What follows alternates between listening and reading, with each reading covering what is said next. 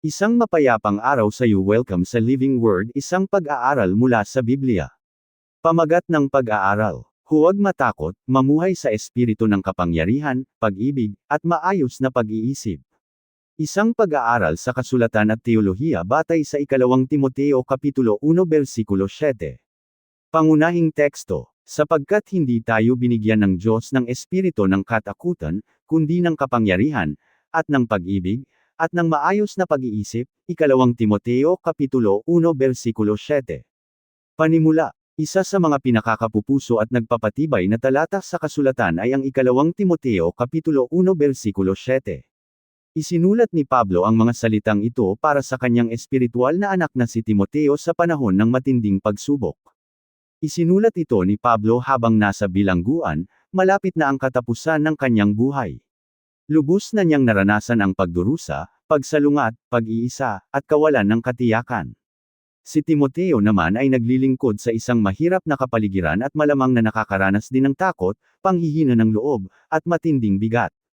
Sinabi ni Pablo, sapagkat hindi tayo binigyan ng Diyos ng espiritu ng katakutan, kundi ng kapangyarihan, at ng pag-ibig, at ng maayos na pag-iisip. Ang mga salitang ito ay hindi lamang panghihikayat na salita. Ito ay katotohanang teolohiko tungkol sa kung sino tayo at ang mga tulong na ibinigay ng Diyos sa kanyang bayan. Ang pangunahing katotohanan ng bahaging ito ay, hindi tinatawag ng Diyos ang mga mananampalataya na magpasakop sa takot, kundi mamuhay sa pamamagitan ng kanyang kapangyarihan, pag-ibig, at karunungang espiritual. Kasaysayang konteksto. Ang 2 Timoteo ay isa sa mga huling liham na isinulat ni Pablo bago siya mamatay. Ang iglesia noon ay nahaharap sa pag-uusig, maling turo, pressure mula sa lipunan, pagsalungat ng masama sa espiritual. Nasa balikat ni Timoteo ang responsibilidad na pamunuan at patibayin ang mga mananampalataya sa gitna ng mahirap na kultura. Ipinapaalala ni Pablo kay Timoteo na hindi maaaring umunlad ang paglilingkod at paggawa ng alagad kung pinatatakbo ito ng takot. Ang Diyos ay nagbibigay ng tulong na higit pa sa kakayahan ng takot. Hindi layunin ng Diyos na mamuhay ang mananampalataya sa ilalim ng takot. Sapagkat hindi tayo binigyan ng Diyos ng espiritu ng katakutan. Kahulugan sa kasulatan. Hindi itinatanggi ni Pablo na nakakaramdam din ng takot ang mga mananampalataya. Ang takot ay likas na damdamin ng tao. Ang mahalaga ay hindi nito dapat hawakan at pamunuan ang ating buhay.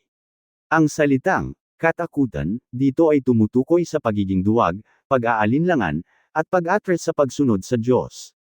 Sinasabi ni Pablo kay Timoteo, huwag mong hayaang maging Panginoon mo ang takot.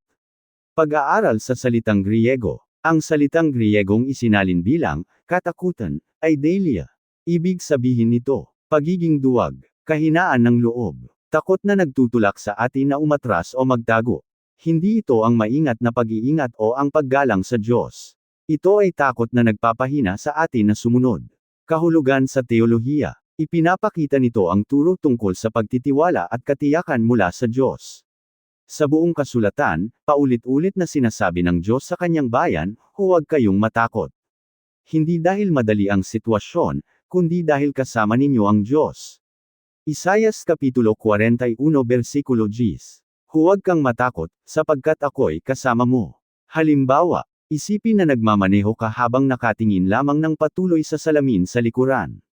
Sa huli, ang pag-aalala sa nasa likod ang maglalagay sa iyo sa panganib sa harap.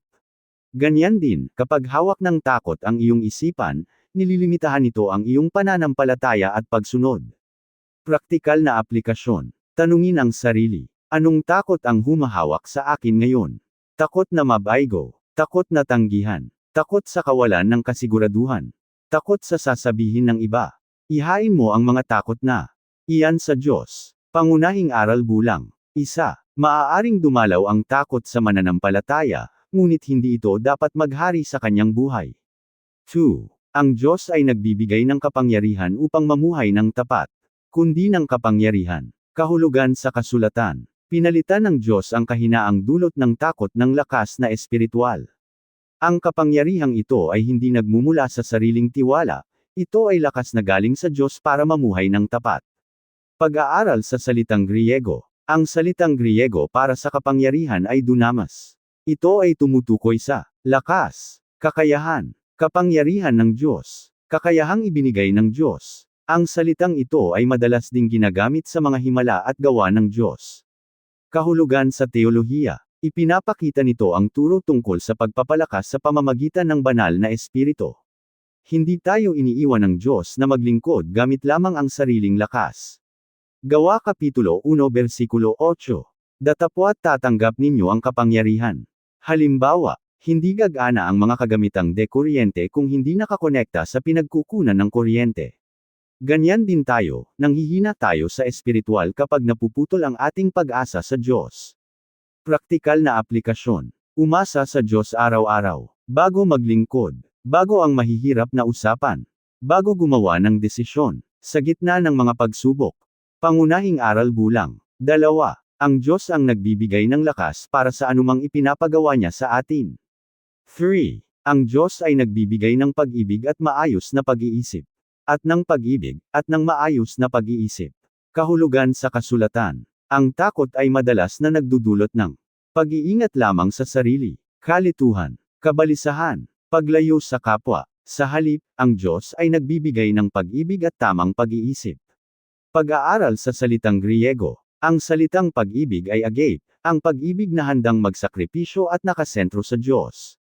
Ang pariralang, maayos na pag-iisip, ay galing sa salitang sophronismos. Pagpipigil sa sarili, disiplina, wasto at balanseng pag-iisip. Kahulugan sa teolohiya. Ipinapakita nito ang turo tungkol sa pagbabago ng puso at isipan. Ang takot ay lumilikha ng kalituhan, ang Diyos ay nagbibigay ng karunungan at katatagan. Halimbawa, ang bagyo ay maaaring umugas sa labas ng bahay, ngunit ang matibay na pundasyon ang nagpapanatili rito.